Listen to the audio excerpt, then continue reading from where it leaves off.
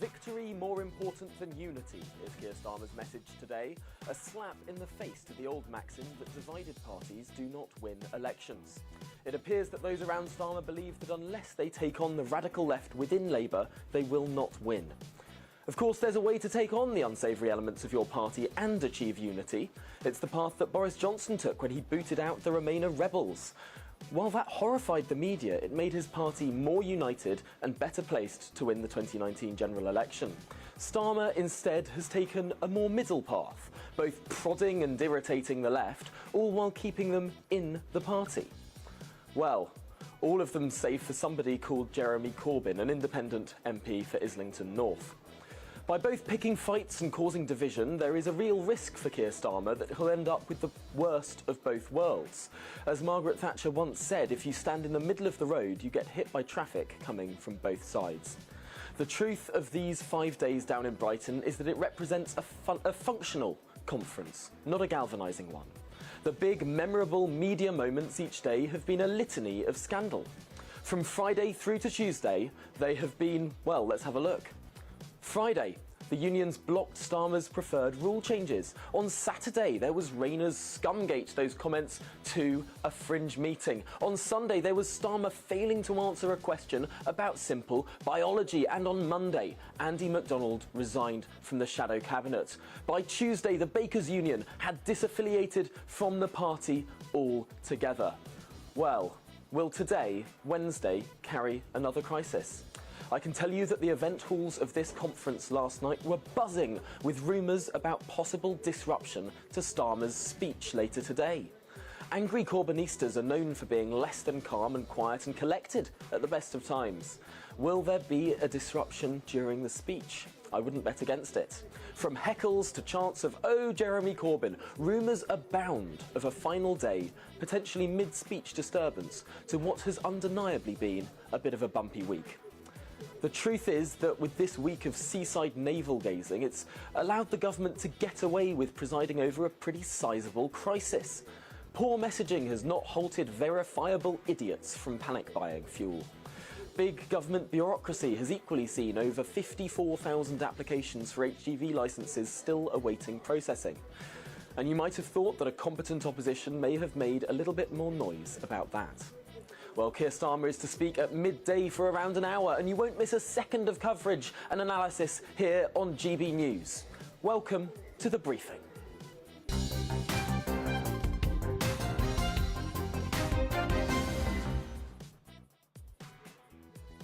Well, with an election expected in 2023 or 2024, is Keir Starmer doing enough at this party conference to move the polls, to shift the dial in favour of his beleaguered party after their worst election result since 1935?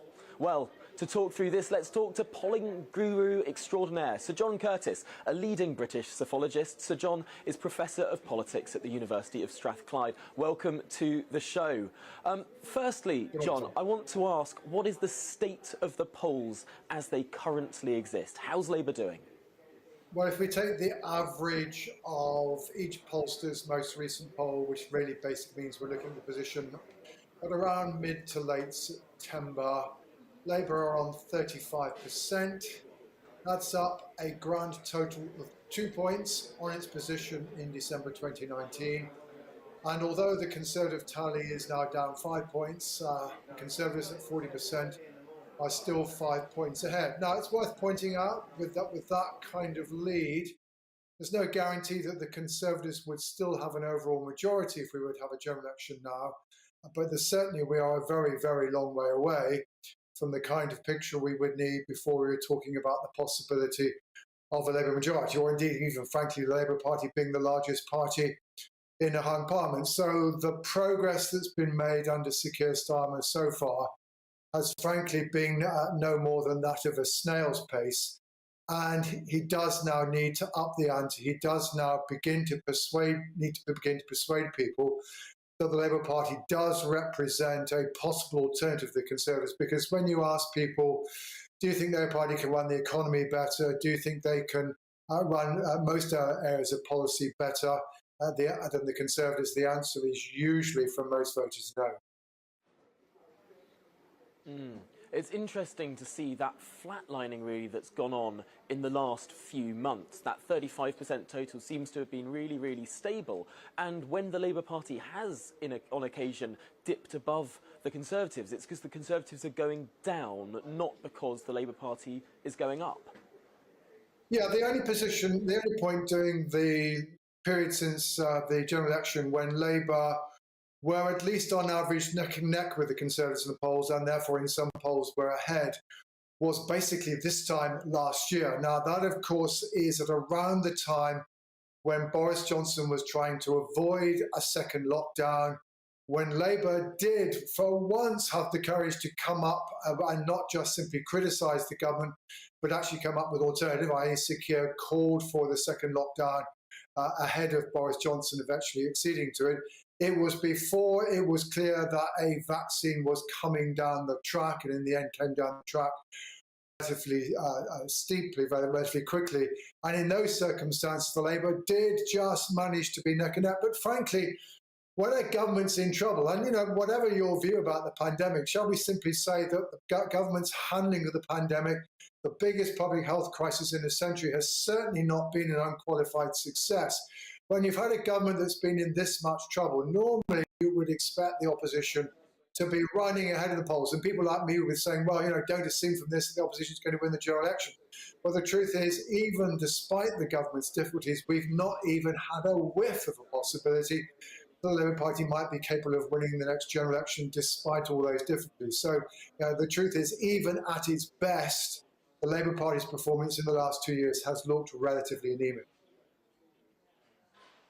Is this what the Labour Party needs to do then? Are they being too timid with not bringing forward enough policy? Do they just need to be bolder and say this is actually a detailed plan in terms of how we'll run things? Because there are things that seem to be very popular out there. I mean, during the mid-pandemic, it seemed crazy to many, many people that we didn't have more stringent border measures. But it always seemed that the Labour Party would call for it at the last minute or potentially after the time at which it would have been useful. I mean, does Kiestama just need to be braver here?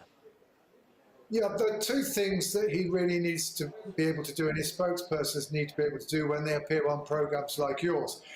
During the course of the last 18 months, if I were to characterise the typical interview with a Labour frontbench spokesman, including Sir Keir, it has gone along the lines of, the government's got this wrong, the government's got this wrong.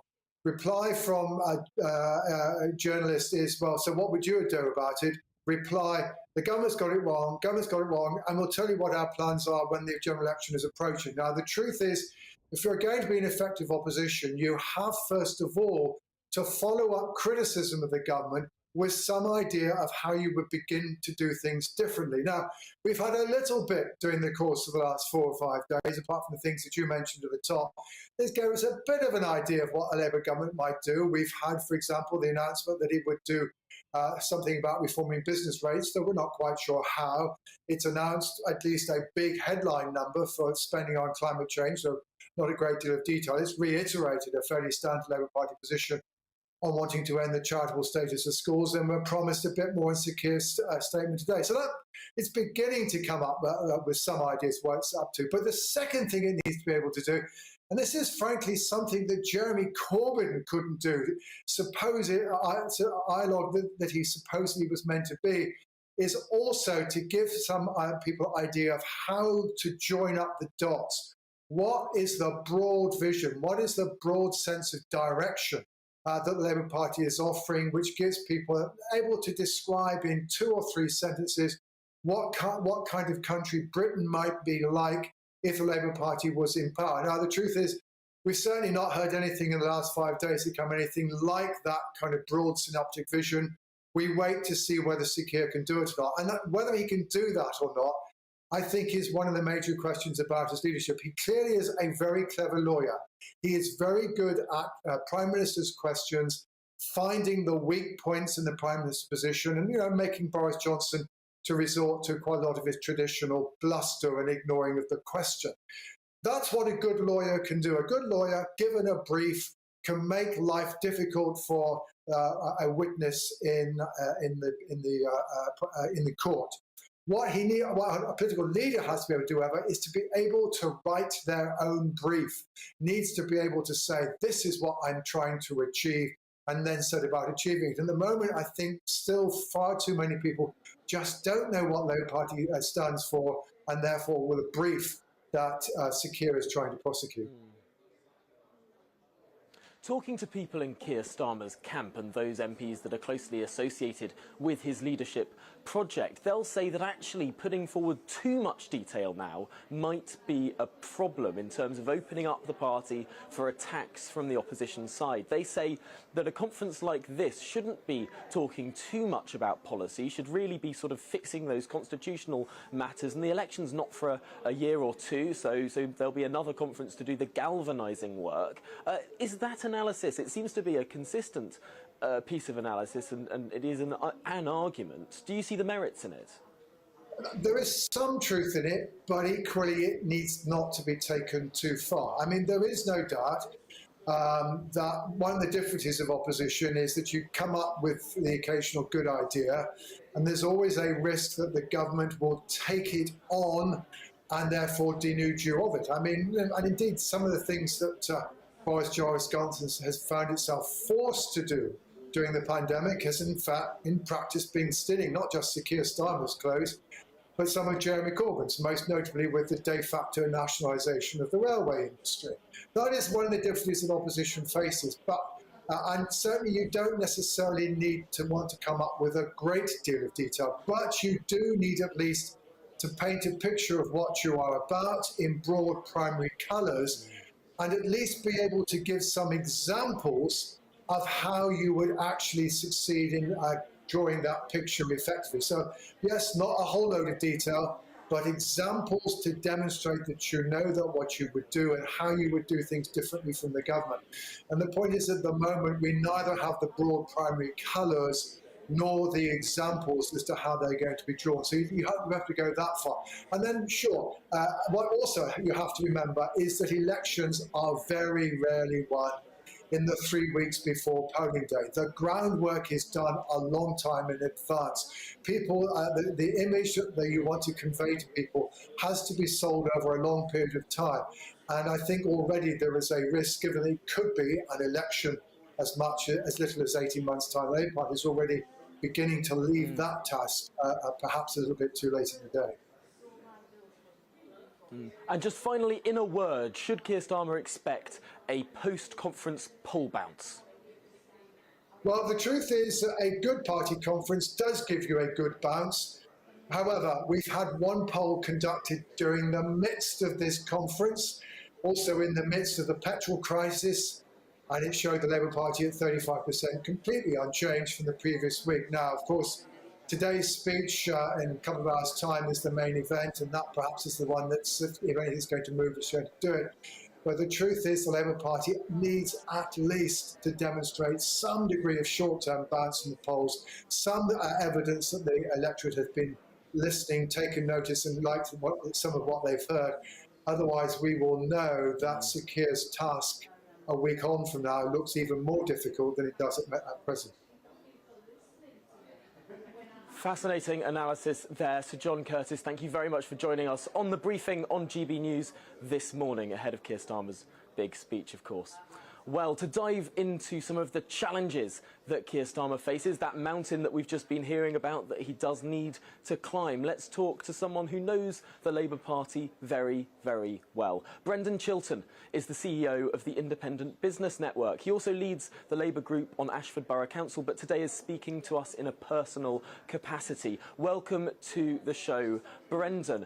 First of all, we've just heard about how Labour has been flatlining in the polls, about how there's been a poll out during the conference, during the HDV crisis, and Labour just doesn't seem to be able to tick up ahead. What does Keir Starmer need to say at noon today to turn things around?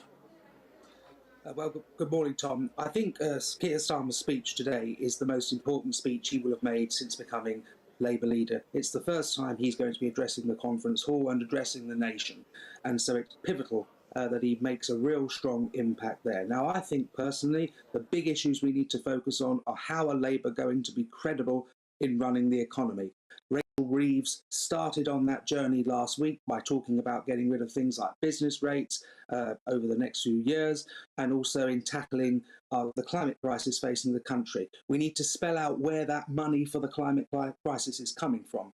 The second thing we need to do is move the party away from Brexit.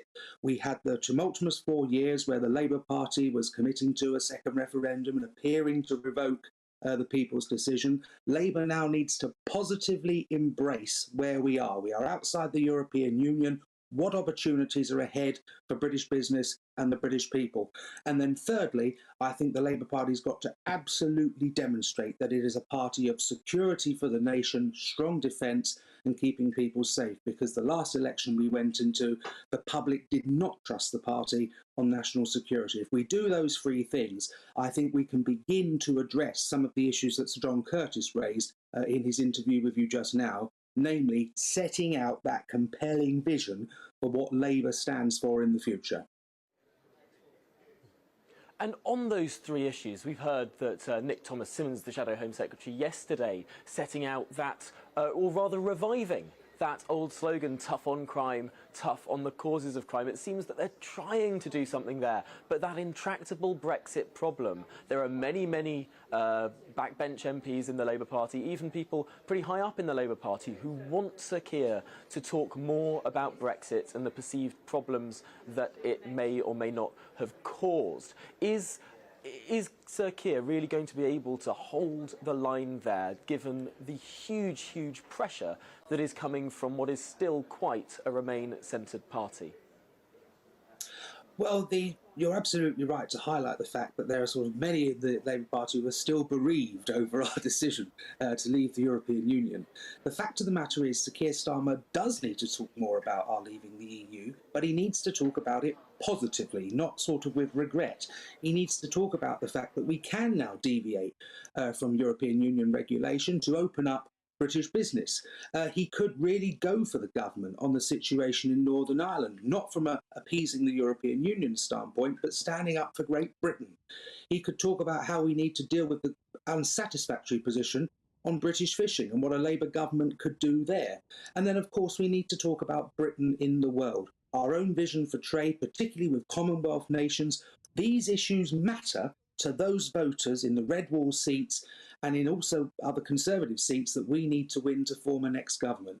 The 124 seats we need to win to get a majority of one, none of them are Remain seats. The overwhelming majority are seats that voted Leave. They've got socially conservative voters in, patriotic voters who are very concerned about the issues we've been discussing this morning.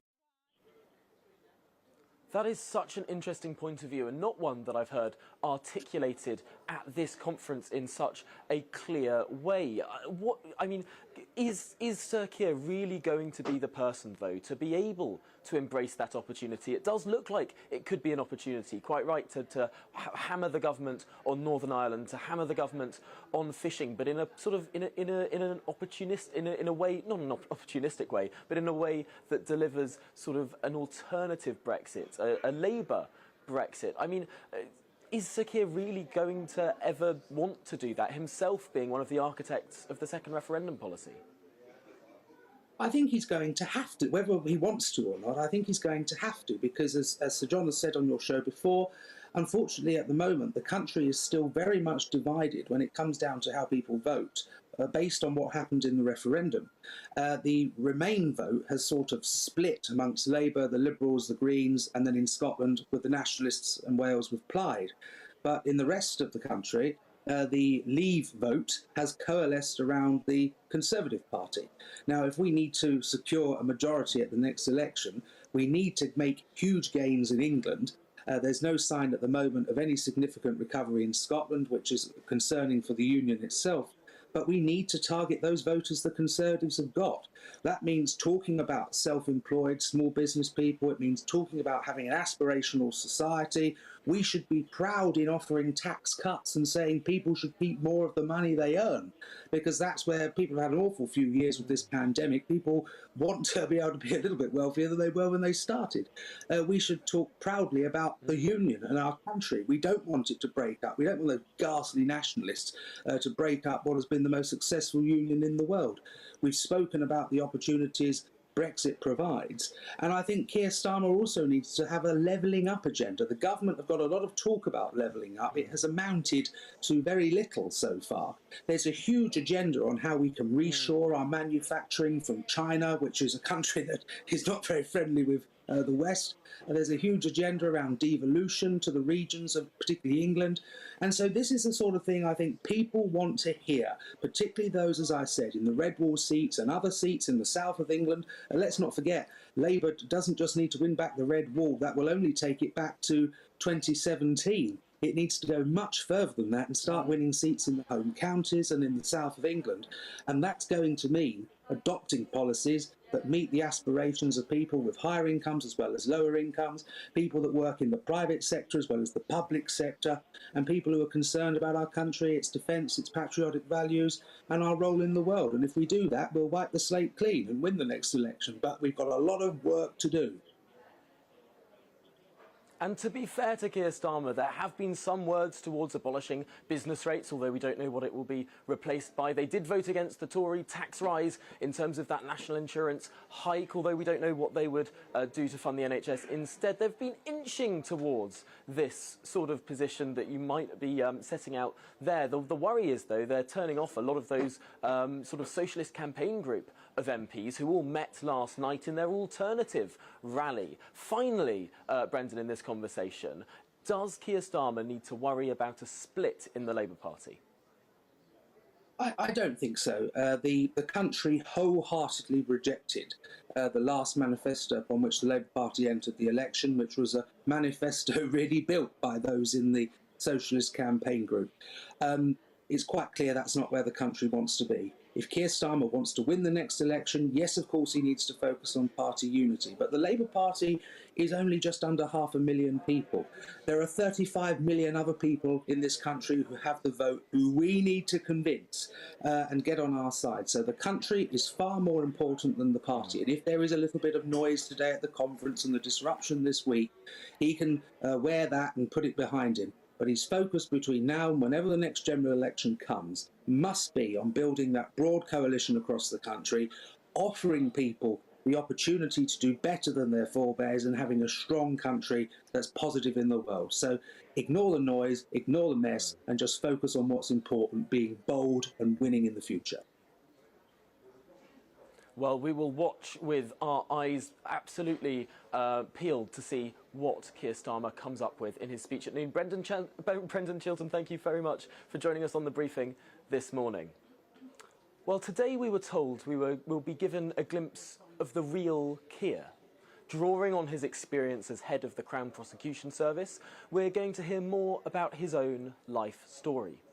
But perhaps this conference tells us a little more about him as a person than any speech could.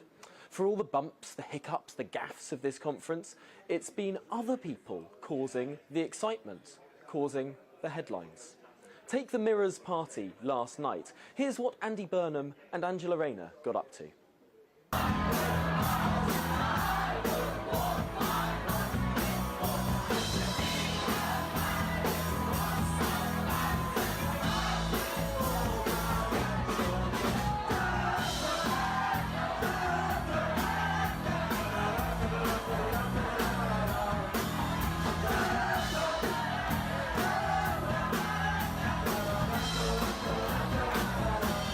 For them, that is absolutely marvellous stuff. And the thing is, whilst Andy Burnham and Angela Rayner, two people who are considered potentially to be successors of, or at least candidates to succeed Keir Starmer, they were getting involved. Starmer was at that event hosted by the Daily Mirror as well, but he chose not to sing.